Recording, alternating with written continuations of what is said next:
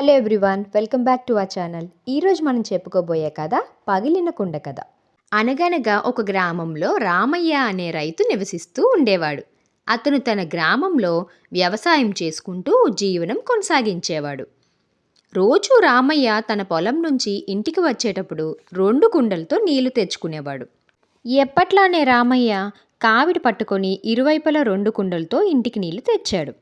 ఇంటికి వచ్చినప్పటికీ ఒక కుండలో నీళ్లు నింపుగా ఉంటే ఇంకో కుండలో మాత్రం నీళ్లు సగమే ఉండేవి. ఎందుకంటే ఆ రెండో కుండ చిన్నగా పగిలింది.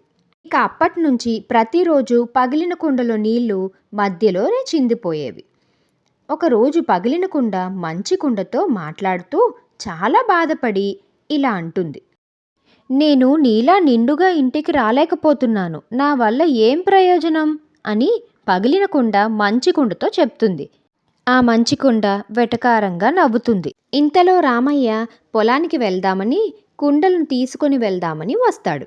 రామయ్యతో ఆ పగిలిన కుండ ఇలా అంటుంది: నేను పగిలిపోయాను, నన్ను వాడడం వల్ల నీకు ఏమాత్రం ఉపయోగం లేదు, తిరిగి శ్రమంతా వృధా అవుతుంది అని రామయ్యతో అంటుంది. రామయ్య నవ్వుతూ, నీవు నాతో రా, మార్గమధ్యలో పువ్వులను చూడు, అది నీ మనసుకు చాలా మార్పుని ఇస్తుంది అని అంటాడు. ఇలా చెప్పి రామయ్య కుండలను తీసుకొని వెళ్తాడు. మార్గమధ్యలో పువ్వులను చూసి ఆ పగిలిన కుండ చాలా సంతోషిస్తుంది. కానీ ఇంటికి రాగానే కుండలో సగం నీళ్లు మాత్రమే చూసుకొని పగిలిన కుండ మళ్ళీ బాధపడుతుంది. ఆ కుండ బాధపడడం చూసిన రామయ్య ఇలా అంటాడు: నీవు పనికిరావు అని అనుకోవద్దు, నీవు కూడా చాలా మేలు చేస్తున్నావు. నీవు పగిలిపోయావని నాకు తెలియగానే నేను పువ్వుల విత్తనాలు కొని తెచ్చి దారిలో నాటాను. మనం వచ్చిన దారిలో నువ్వు చూసిన పువ్వులన్నీ నీ నీళ్ళ నుంచి పెరిగిన పువ్వులే అని చెప్పాడు రామయ్య.